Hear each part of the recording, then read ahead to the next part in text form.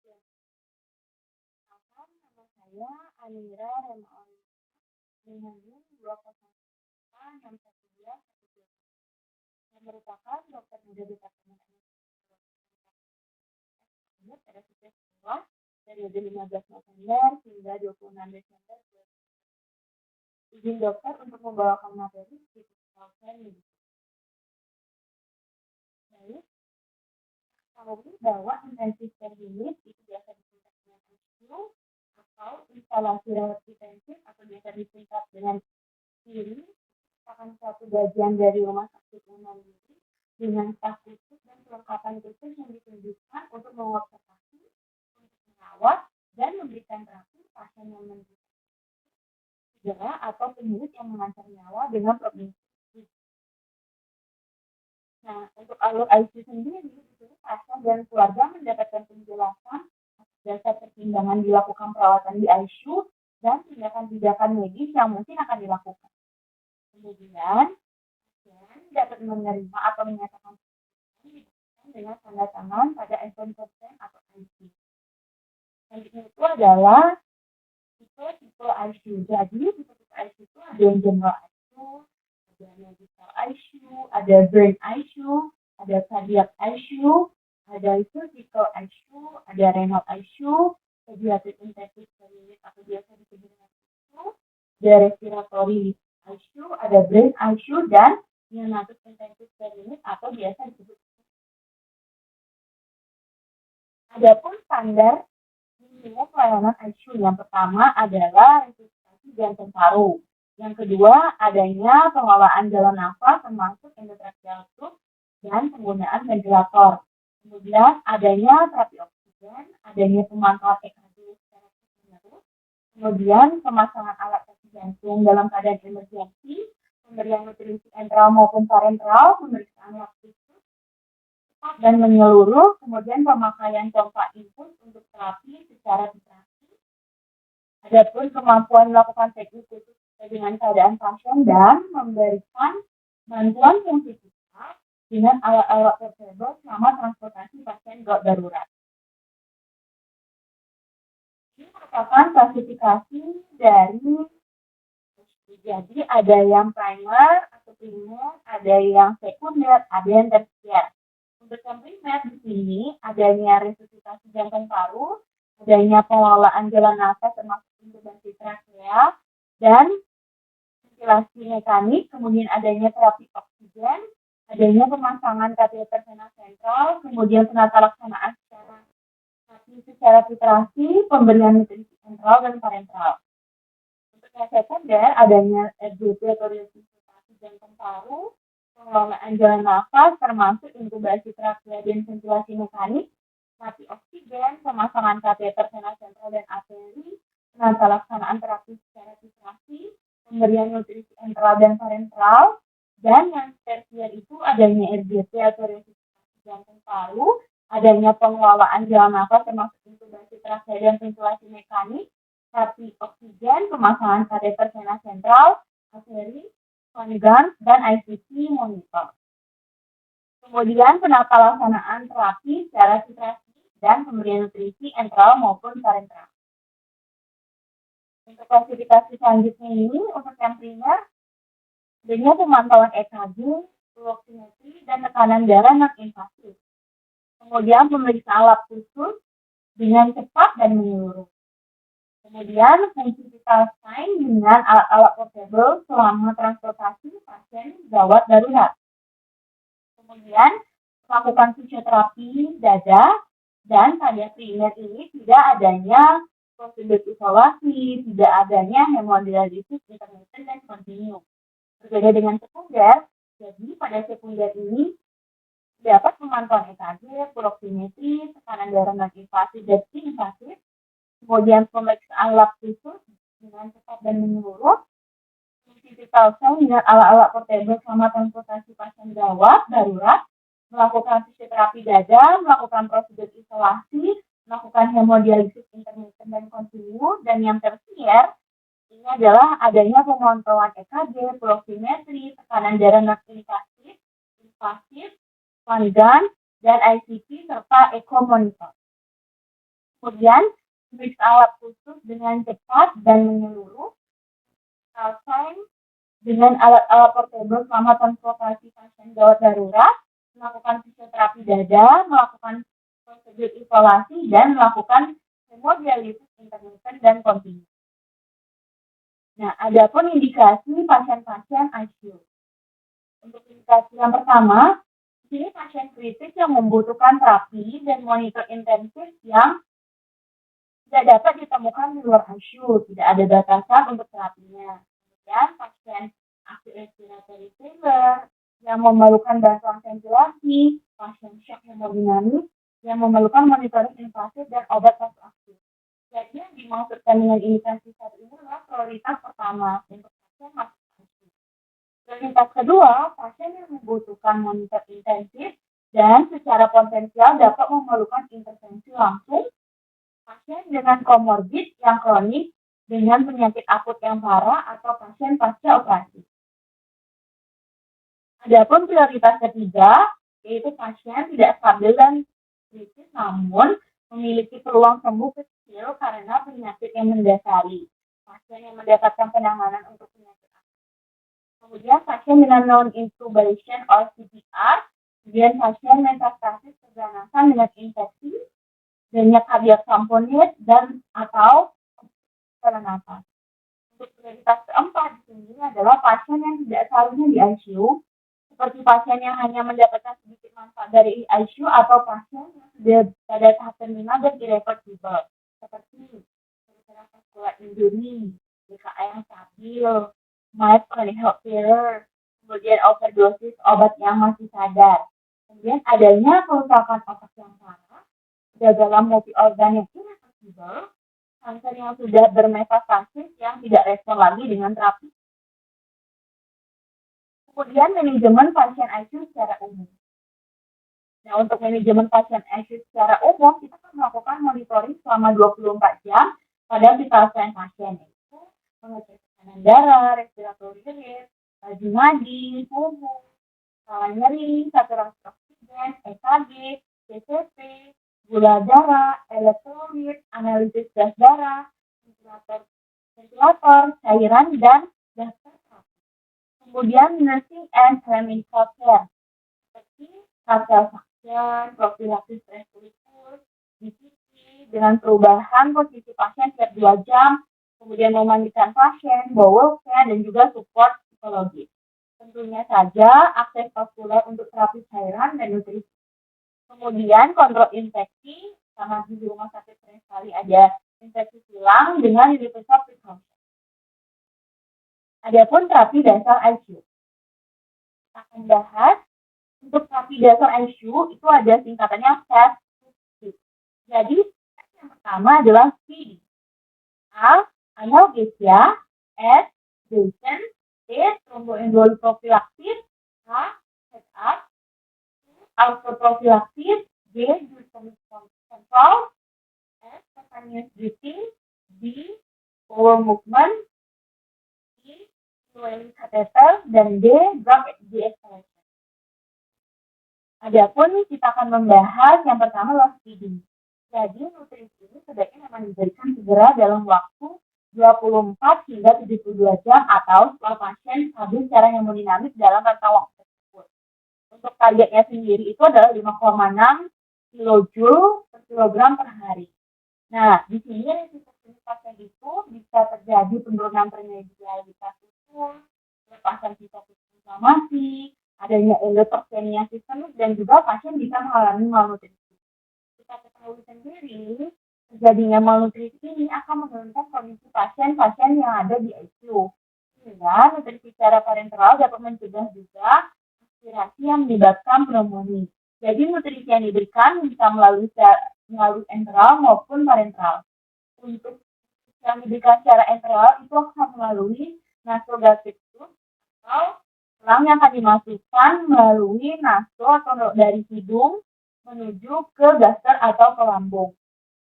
Kemudian, kalau yang parenteral itu biasanya dilakukan langsung menuju ke arterinya atau ke venanya. Yang kedua adalah analgesia. Jadi, nyeri pada pasien itu dapat berasal dari berbagai hal. Nah, kita bisa melakukan pengobatan untuk nyerinya itu, atau kita bisa melakukan pendiagnostikan dari nyerinya itu dengan assessment yang bisa melihat dari relative behavior, kita bisa melihat ekspresi wajah dan pergerakannya, dan fisiologisnya dari hasilnya apakah meningkat atau menurun, dan juga tekanan darahnya apakah meningkat atau menurun. Nah, terapi yang bisa diberikan adalah NSAID, acetaminophen, dan juga opioid. Adapun ini merupakan scoring dari skala nyeri pasien itu behavioral pain scale. Jadi di sini ada pasien yang terintubasi dan pasien yang tidak terintubasi. Untuk pasien yang terintubasi di sini, jika pasiennya itu relax, kemudian dia itu ada partial thickness, jadi seperti tarik atau ada fluid thickness, atau ada gaya magnetis seperti itu, kita bisa berikan poin 1. Kemudian movement. Jadi kita lihat pergerakan dari upper limb-nya. Jika tidak ada movement, kemudian jika ada movement tapi hanya sebagian, atau pasiennya ini bisa melakukan fleksi, atau pasiennya ini dia bisa meretraksikan ekstremitasnya. Kemudian compliance with ventilation, jadi bisa kita lihat dari ventilasinya. Apakah pasiennya itu tolerating ventilation atau dia ada batuk, juga tolerating ventilation, kemudian ada pasien-pasien yang fasting, ventilator but ventilation possible sometimes. Kemudian ada pasien-pasien yang unable to control with ventilation. Kemudian untuk pasien-pasien yang tidak intubasi, kita juga lihat apakah dia pasien itu wajahnya relax, atau dia ada sedikit tertarik atau sakit, kemudian ada semuanya sakit atau tertarik, kemudian ada yang gimana. Selanjutnya itu ada movementnya sama seperti yang tadi, apakah ada pergerakannya, apakah ada pergerakannya yang sebagian, apakah ada fleksi finger, kemudian apakah ada retraksi.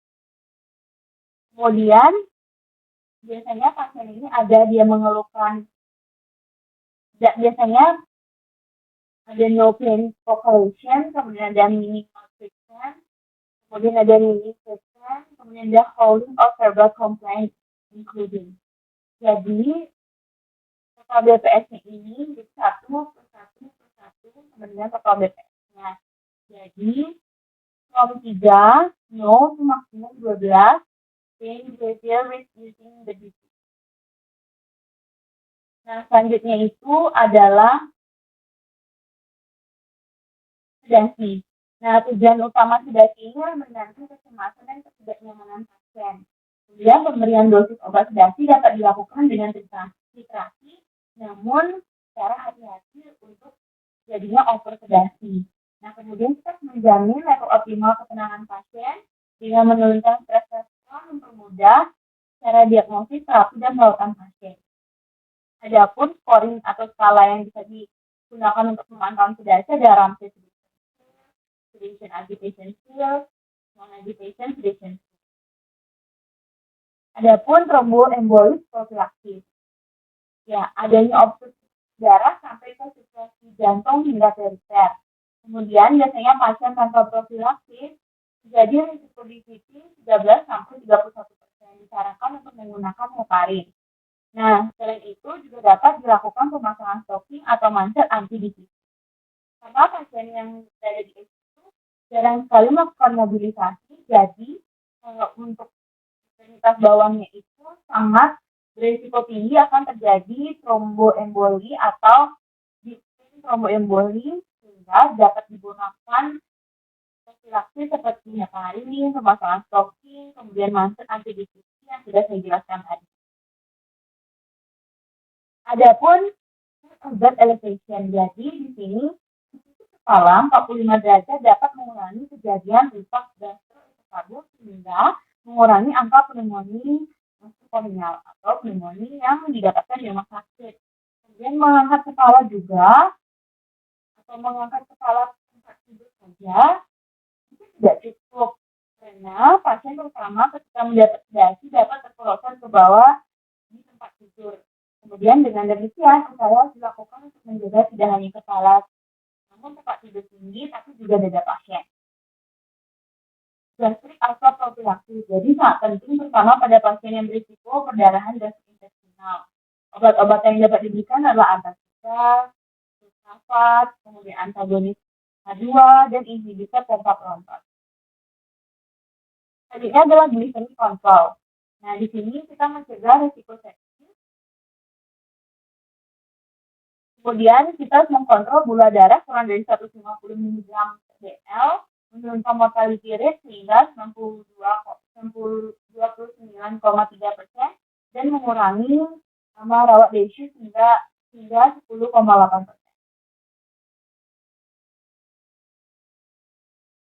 Selanjutnya itu adalah spontaneous breathing trial. Nah, di sini akan dilakukan secara berkala, penggunaan ventilator yang lama akan meningkatkan PAP. Jadi apabila kebutuhan ventilasi sudah terpenuhi, maka tensi akan dikurangi hingga dihentikan. Adapun badan yang bisa kita berikan sedikit. Jadi pada pasien-pasien yang di ICU ini, dia pastinya kebanyakan itu menggunakan ventilasi atau bantuan nafas secara mekanik. Nah, di sini kita akan melakukan spontaneous breathing trial. Nah, pada pasien yang dilakukan, yaitu pasien yang bangun dengan sebuah simulasi itu didapatkan skor saat itu 3-4. Jika iya, nah ini pasien kita bisa melakukan inisiasi untuk spontaneous breathing selama 2 jam. Kita lihat bagaimana pada monitor apakah PSP-nya 7 cm per H2O, kemudian CII-nya apakah 5 cm per H2O. Jika berhasil, itu bisa dikatakan berhasil jika RR-nya itu kurang dari sama dengan 30, atau RR-nya itu lebih sama dengan 8, saturasi oksigennya lebih dari 90%, tidak ada perubahan status mental, kemudian tidak ada aritmia pada jantungnya akut, kemudian tidak ada tanda-tanda respirasi distress. Nah, dikatakan gagal itu jika RR-nya itu masih lebih dari 30 kali per menit dari 5 menit. Kemudian RR-nya itu kurang dari 8 dari 5 menit, kemudian saturasi oksigennya kurang dari 90%, acute mental status change, jadi pasiennya ini mengalami perubahan status mental, kemudian adanya kardiak aritmia secara akut, dan adanya respiratory distress. Nah, dikatakan sukses tadi, kemudian jika pasiennya sudah memenuhi spontaneous breathing trial sukses ini, nah di sini kita bisa melakukan ekstubasi. Jadi, dalam pelepasan intubasinya ini sendiri, kita harus pikirkan apakah pasiennya ini memenuhi 2 dari 3 kriteria. Yang pertama itu adalah sadar tanpa adanya simulasi atau keempat. Kemudian dia itu bisa efektif batuk-batuk, kemudian juga adanya minimal secretion. Kemudian pada kasus yang gagal dilakukan spontaneous breathing, itu kita biasanya stop. Kemudian kita akan lanjut menggunakan ventilator dan berikan sedasi setengah dari dosis sebelumnya.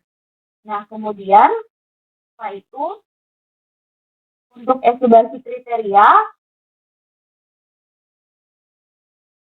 nah kemudian pada pasien ini jika dia itu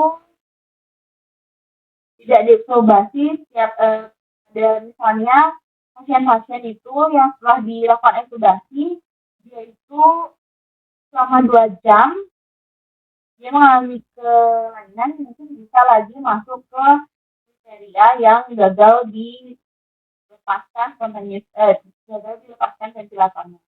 Kemudian adapun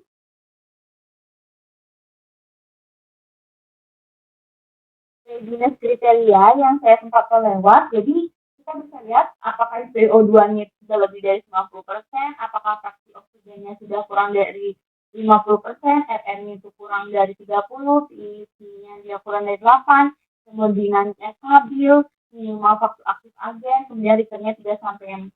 Nah, jika sudah memenuhi kriteria ini, baru kita bisa lakukan spontaneous breathing. Jika tidak, mungkin harinya kita bisa lakukan.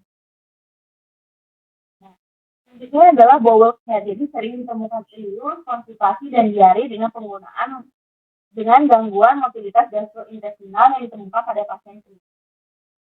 Nah, selanjutnya adalah indwelling catheter remove. Kemudian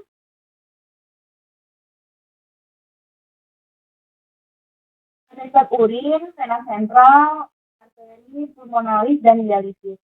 Nah, ini sekali sebagai tempat-tempatnya tinggalnya bakteri, karena kalau kita jarang ganti atau kita tidak ganti secara berkala, ini akan menyebabkan sumber bakteri. Nah, di sini sehingga membutuhkan kebersihan dan perawatan yang berkala. Pada pasien-pasien ICU, tentu saja para medis atau tenaga kesehatan akan mengganti baik kateter urin, baik kateter vena itu secara berkala.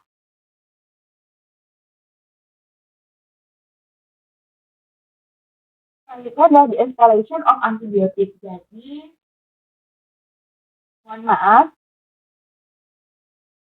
untuk the escalation of antibiotik, kita ada antimicrobial stewardship. Jadi ada initiate, evaluate, dan deeskalasi. Jadi initiate ini kita akan memilih antibiotik sesuai dengan national guideline atau local susceptibility. Nah, kemudian pasien sudah ditemukan spesifik faktornya itu kita berikan immunosuppression, kemudian adanya indwelling catheter, kemudian ada alergi, kemudian kita bisa menentukan sumber-sumber patogen yang sering terjadi.